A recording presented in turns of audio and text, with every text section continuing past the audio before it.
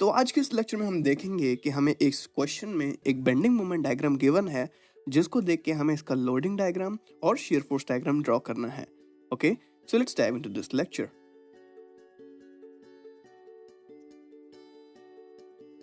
तो इस क्वेश्चन में हमें गिवन है ये बेंडिंग मोमेंट डायग्राम। इस डायग्राम में हमें गिवन है कि ए से बी के बीच में 2 डिग्री का कर्व है, उसके बाद बी से ई के बीच में 1 डिग्री, फिर 2 डिग्री, फिर 2 डिग्री, फिर 1 डिग्री, और इनकी लेंथ भी हमें गिवन है 4 metre, 2 metre, 4 4 4 4। A B C D E F points हैं हमारे पास, और एफ पे एकदम से ड्रॉप आ रहा है 24 से 0 का। तो मतलब 24 किलो न्यूटन मीटर का ड्रॉप आ रहा है। इसका मतलब एफ पे दो वैल्यूज़ हैं, एक 24 किलो न्यूटन मीटर की और एक 0 किलो न्यूटन मीटर की। बेंडिंग मोमेंट की दो वैल्यूज़ हैं। और अब ये 2 डिग्री 1 डिग्री 2 डिग्री का क्या मतलब है? 2 डिग्री का मतलब है कि यहाँ पे जो कर्व है वो पैराबोलिक है, यहाँ पे लीनियर है, फिर पैराबोलिक है, फिर इसके बाद एकदम से ड्रॉप आ रहा है। लास्ट वीडियो में मैंने आपको बताया था कि ड्रॉप आ रहा है तो उसका मतलब होता है कि कोई कॉन्सेंट्रेटेड मोमेंट है या कपल है, तभी उसकी वजह से जो उसका मैग्नीट्यूड है उसमें चेंज आ रहा है। फिर पैराबोलिक कर्व आ रहा है, नेगेटिव वैल्यू है वो 24 किलो न्यूटन मीटर की है। उसके बाद फिर 1 डिग्री का कर्व है, लीनियरली वेरी कर रहा है सी से डी के बीच में। अब कुछ अपनी एजम्पशंस के साथ इसका लोडिंग डायग्राम ड्रॉ करने की कोशिश करते हैं। तो जो लोडिंग डायग्राम आएगा, मैंने आपको बताया था कि जहाँ पे लीनियरली वेरी करता है उसका मतलब कि लोडिंग डायग्राम में कोई भी लोड नहीं है बी से ई के बीच में, और जो इसका शेयर फोर्स डायग्राम होगा वहाँ पे कांस्टेंट शेयर फोर्स होगी। तो अगर लोडिंग डायग्राम हम ड्रॉ करें, सबसे पहले तो लोडिंग डायग्राम ही ड्रॉ करेंगे, उसके बाद शेयर फोर्स डायग्राम ड्रॉ करेंगे उसके लिए। तो एक मैं लेंथ ऐसे खींच लेता हूँ बीम का। तो ए से बी के बीच में जो है वो पैराबोलिक कर्व है। इसका मतलब बीम में क्या होना चाहिए? ए से बी के बीच में यूडीएल होना चाहिए। मैं पॉइंट्स के नाम दे दूँ, A B E F C and again D. A B E F C and D. उसके बाद ए से बी के बीच में है 2 डिग्री का कर्व, इसका मतलब कोई यूडीएल लग रहा है। ठीक है, वो हमने अपनी अजम्पशन से लगा दिया। उसके बाद कोई भी लोड नहीं लग रहा है क्योंकि यहाँ पे जो बेंडिंग मोमेंट का कर्व है वो लीनियर है। उसके बाद फिर यूडीएल लग रहा है क्योंकि 2 डिग्री का कर्व है, तो हमने 2 डिग्री का कर्व दे दिया इधर। एकदम से कोई कपल लग रहा है जिसकी वजह से एकदम से फॉल आ रहा है बेंडिंग मोमेंट में। तो वो कपल एंटी क्लॉकवाइज है क्लॉकवाइज है वो अभी हमें नहीं पता, तो अभी हम ये मान के चलते हैं कि एफ पे कोई कपल लग रहा है। उसके बाद ये जो यूडीएल है ये कंटिन्यू हो रहा है एफ से सी के बीच में भी, तो ये कंटिन्यू कर देते हैं एफ से सी के बीच में। उसके बाद यहाँ पे फिर लीनियर है, इसका मतलब कोई भी लोडिंग नहीं है सी से डी के बीच में। देखो, अब थोड़ा सा हमने ऊपर ऊपर की जो लोडिंग है वो तो निकाल ली कि जो डाउनवर्ड लोडिंग लग रही है। नेक्स्ट जो हमारा स्टेप है वो है सपोर्ट्स। अब लोडिंग तो लग रही है, सपोर्ट्स कहाँ लग रहे होंगे? तो कुछ जो सपोर्ट है वो ए पे भी लग सकता है और बी पे भी लग सकता है, और ऐसे ही डी पे भी लग सकता है और सी पे भी लग सकता है। अगर मैं आपको बात बताऊं, देखो ए पे कैसे लग सकता है? अगर ए पे लग रहा होगा इसका मतलब कोई पिन सपोर्ट या रोलर सपोर्ट हो सकता है, तभी जो बेंडिंग मोमेंट की वैल्यू है वो 0 है। फिक्स सपोर्ट तो डेफिनेटली नहीं है। और बी पे भी लग सकता है, चलिए अभी थोड़ी देर में बात करते हैं इस बारे में। ऐसे ही डी पे भी लग सकता है और सी पे भी लग सकता है। अब बी पे कैसे लग सकता है? देखो, जब हमने किए थे ओवरहैंगिंग बीम के एग्जांपल्स, तो कुछ इस तरीके से आता था बेंडिंग मोमेंट का डायग्राम। अगर हमारे को लोडिंग डायग्राम इस तरीके से गिवन है, ये हमारे सपोर्ट्स हैं, ये हमारी बीम है, उस तरीके से इस पे ये लोड लग रहा है, तो जो हमारा बेंडिंग मोमेंट डायग्राम आता था वो कुछ इस तरीके से आता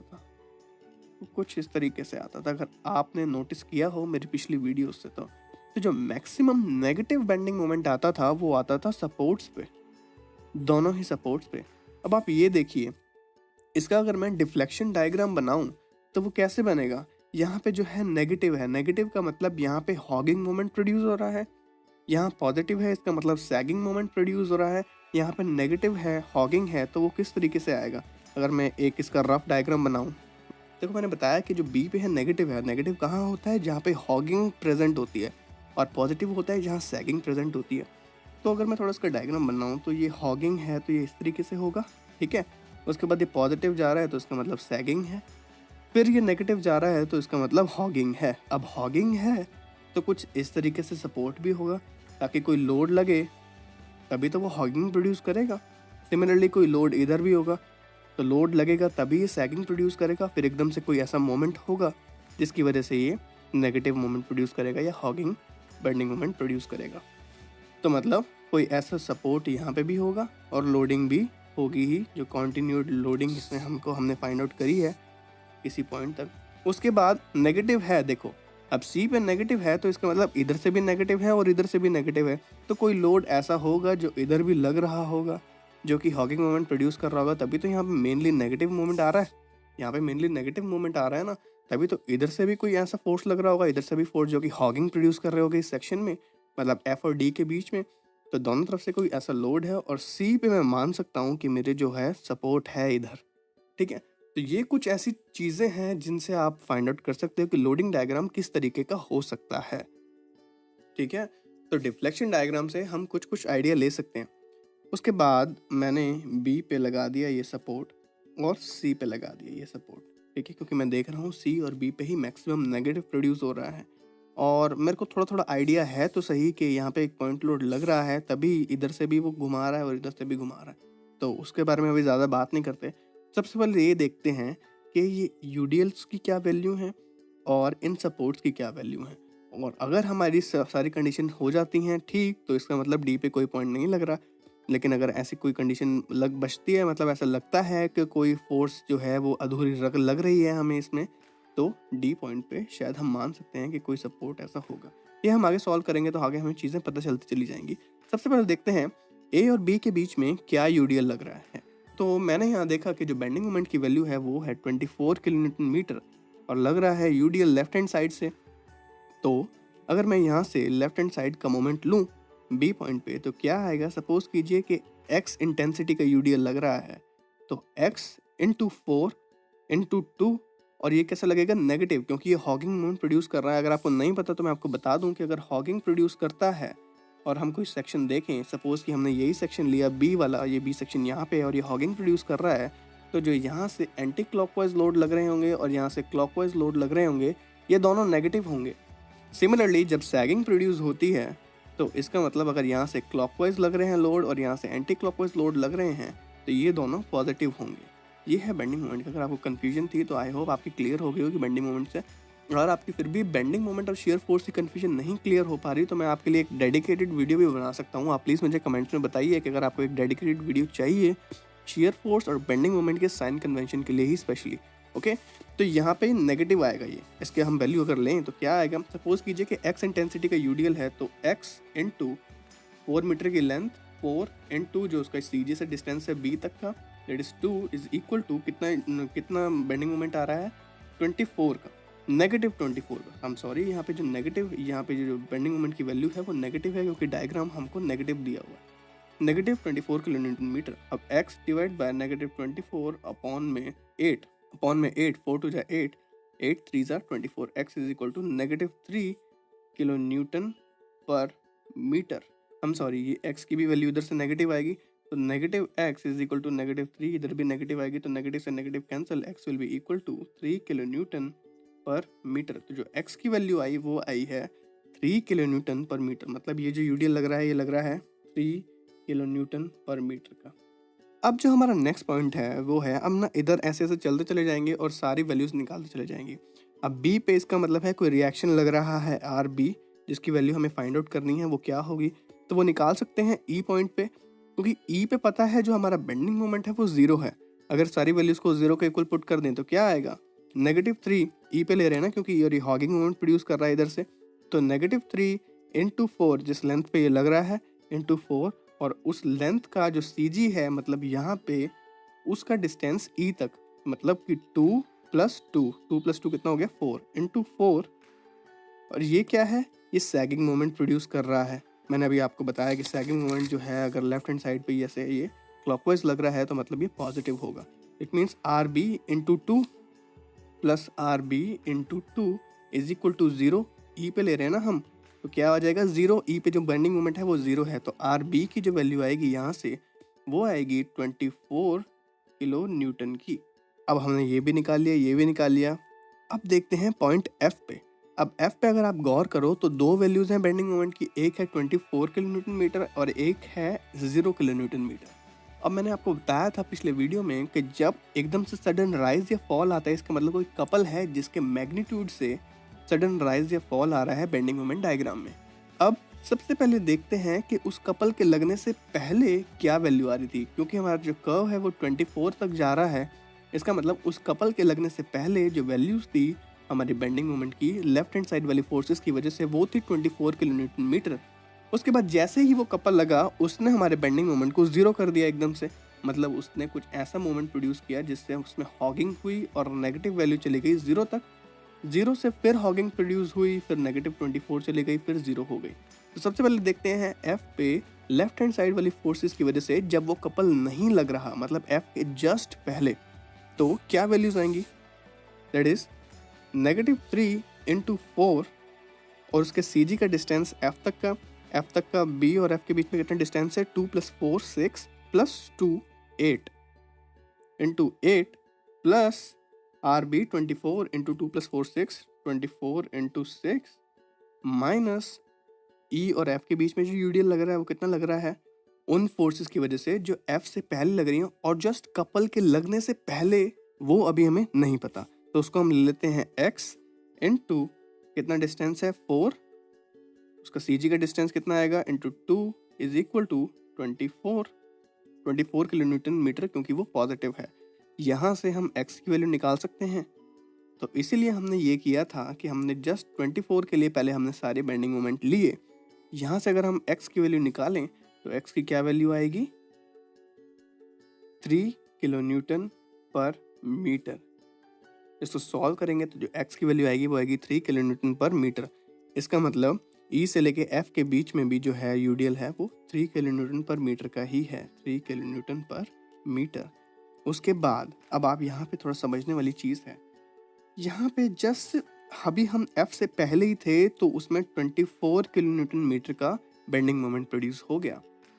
F के जस्ट बाद जैसे ही हमने जस्ट F के जस्ट क्रॉस ही किया तो एकदम से बेंडिंग मोमेंट जीरो हो गया। इसका मतलब लेफ्ट हैंड साइड पे कोई ऐसा एक कपल लगा है जिसकी वजह से वैल्यू जो है वो डाउन चली गई, मतलब नेगेटिव गई। इसका मतलब ऐसा कौन सा कपल है जिससे माइनस हो सकता है बेंडिंग मोमेंट। अगर हम हॉगिंग में देखें तो अगर हमारा यहाँ पे पॉइंट है F, ये हमारा F पॉइंट मान के चलें, जैसे ही हमने इसको क्रॉस किया तो कपल लगना चाहिए एंटी क्लॉकवाइज, जिसकी वजह से जो हमारा बेंडिंग मोमेंट है वो माइनस हो जाएगा, मतलब कुछ उसकी जो मैग्नीट्यूड है वो माइनस हो जाएगा।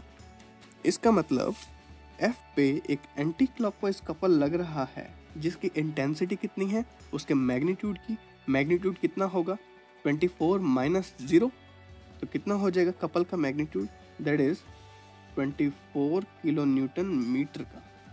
इंटेंसिटी कपल कितनी आई 24 किलो न्यूटन मीटर की, जो कि F पे लग रहा है एंटी क्लॉकवाइज, जिसकी वजह से हमारा बेंडिंग मोमेंट का मैग्नीट्यूड एकदम से 24 से F पे 0 हो गया।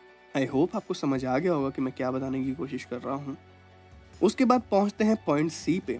अगर हम पॉइंट C पे इधर की भी फोर्सेस का मोमेंट ले लें और इधर के भी फोर्सेस का मोमेंट ले लें तो क्या होगा। अगर हम इधर की फोर्सेस का मोमेंट लेंगे तो हमें F और C के बीच में जो यूडीएल लग रहा है उसकी इंटेंसिटी पता चल जाएगी, और राइट हैंड साइड पे अगर D पे कोई फोर्स होगी तो वो भी पता चल जाएगी।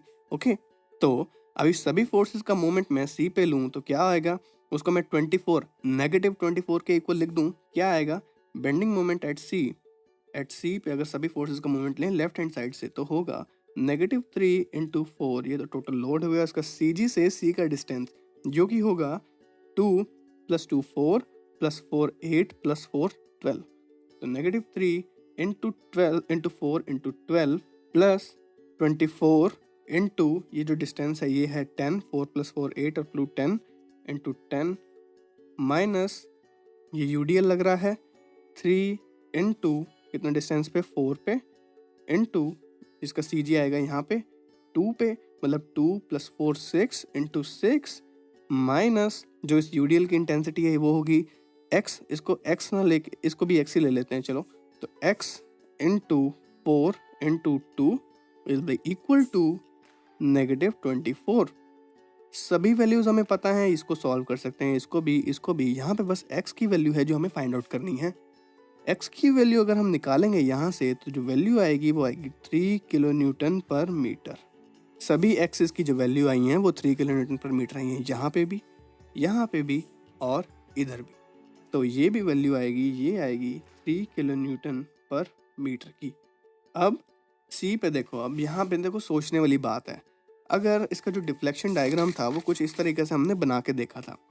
यहाँ पे यूडीएल लग रहा है, यहाँ पे तभी कोई नेगेटिव मोमेंट प्रोड्यूस हो रहा है इस तरीके का, है ना। अगर यहाँ पे लोड नहीं होता तो ये लोड जो है ये कुछ इस तरीके से जाता। इसका मतलब इस डायग्राम में इस पोर्शन में नेगेटिव मोमेंट तो होना ही नहीं चाहिए था, लेकिन हमें नेगेटिव मोमेंट गिवन है। इसका मतलब कोई हॉगिंग प्रोड्यूस हो रही है इस पूरे पोर्शन में, और एक ऐसा लोड है जिसकी वजह से जो राइट हैंड साइड वाली फोर्सेस का अगर मैं मोमेंट लूँ तो वो भी 24 किलो न्यूटन मीटर आना चाहिए, negative 24 kilo newton C point पे।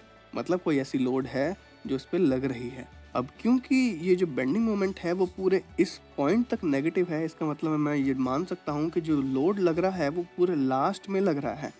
अगर वो इस पॉइंट तक होता तो शायद लोड यहाँ पे लग रहा होता, यहाँ पे लग रहा होता, लेकिन अब वो यहाँ पे जाके पूरा नेगेटिव दिखा रहा है हमें, तो इसका मतलब लोड जो है वो पूरे एंड पे लग रहा है। और जो डिस्टेंस यहाँ से लेके यहाँ तक का है वो कितना है, 4 मीटर्स। ओके, मैं मान लेता हूँ यहाँ पे जो लोड लग रहा है उसकी वैल्यू है P। तो अब हम अब उसके साइन कन्वेंशन अगर देखें तो क्या होगा, वो लोड इस तरीके से लग रहा है यहाँ पे, तो ये क्या होगा, नेगेटिव आएगा। It means negative P into ये डिस्टेंस कितना है 4 इज इक्वल टू कितना लोड लग रहा है यहाँ पे, कितना बेंडिंग मोमेंट प्रोड्यूस हो रहा है, नेगेटिव 24। नेगेटिव से नेगेटिव कैंसिल, ये बात कर रहा हूँ मैं एट सी की। तो P की जो वैल्यू आएगी वो आएगी 24 divide by 4 is equal to 6। P की जो वैल्यू आई है वो है 6 किलो न्यूटन। आई होप आपको ये समझ आ गया होगा कि किस तरीके से मैंने इसको सॉल्व किया है। हमें ये डायग्राम गिवन था, बेंडिंग मोमेंट डायग्राम। एक बार ही आपको पता चल जाए कि लोडिंग डायग्राम किस तरीके का आया है तो आप उसका शियर फोर्स डायग्राम आसानी से बना सकते हो, कोई भी दिक्कत नहीं आएगी आपको बनाने में। इसका अगर शियर फोर्स डायग्राम मैं आपको बताऊं तो वो ना कुछ इस तरीके से आएगा। यहाँ पे चला जाएगा ये -12, फिर 12 से इधर कांस्टेंट रहेगा, फिर उसके बाद एकदम से फिर ड्रॉप हो जाएगा, फिर इधर चला जाएगा ऊपर, ये वैल्यू आएगी नेगेटिव, इधर रहेगा ये 12, यहाँ पे भी रहेगा 12, ये पॉजिटिव रहेगा, इधर ये चला जाएगा 12, उसके बाद ये चला जाएगा नीचे, नेगेटिव रह जाएगा, फिर यहाँ आ जाएगा 12, ऊपर आ जाएगा 6, ये फिर पॉजिटिव रहेगा, और ये फिर 6 किलो न्यूटन पे आके रुक जाएगा, डाउन चला जाएगा। इस तरीके से इसका ना आएगा शियर फोर्स डायग्राम। अगर आप सॉल्व करेंगे तो इस तरीके से आना चाहिए। अगर नहीं आ रहा तो आप प्लीज़ मुझसे कंसल्ट कीजिएगा, ईमेल से भी कर सकते हैं, कमेंट्स में भी कर सकते हैं, कोई इससे दिक्कत वाली बात नहीं है। तो बेंडिंग मोमेंट डायग्राम से हम लोडिंग डायग्राम बना सकते हैं, और शियर फोर्स डायग्राम तो फिर इजीली बना ही सकते हैं, उसमें तो कोई बड़ी बात नहीं है। ठीक है, आई होप आपको समझ आ गया होगा बेंडिंग मोमेंट के साइन कैसे लिए मैंने, और ये नेगेटिव एकदम से यहाँ आ रहा था तो मेरे को लगा कि यहाँ सपोर्ट होना चाहिए, वो भी मैंने आपको बताया कि क्यों होना चाहिए।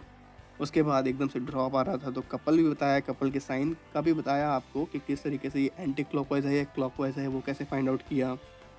तो आई होप आपको इस लेक्चर से कुछ समझ तो आया होगा। अगर आपको फिर भी नहीं समझ आया तो आप मुझसे पूछ सकते हैं नीचे कमेंट्स में, आप पूछ सकते हैं ईमेल पे। तब तक के लिए आप लोग पढ़ते रहिए, अपने गेट IAS JEE की तैयारी चालू रखिए। अगर आपका कोई स्पेसिफिक टॉपिक है शियर फोर्स और बेंडिंग मोमेंट से रिलेटेड तो आप मुझे उसका क्वेश्चन भेज सकते हैं, मैं उसके लिए उसके ऊपर वीडियो बनाने की पूरी कोशिश करूँगा। और एक ख़ास बात और, मैंने आपके लिए डिस्क्रिप्शन में कुछ लिखा हुआ है, अगर आप उसको पढ़ेंगे और अगर आपको लगता है कि आप मेरी हेल्प कर सकते हैं तो प्लीज़ कीजिएगा। मैंने उसमें अपने कुछ लिंक्स दिए हुए हैं, आप एक बार प्लीज़ उसको ज़रूर देखिएगा। आज के लेक्चर में इतना ही, तब तक के लिए आप लोग पढ़ते रहिए, अपने गेट IAS JEE की तैयारी चालू रखिए। मिलते हैं नेक्स्ट लेक्चर में।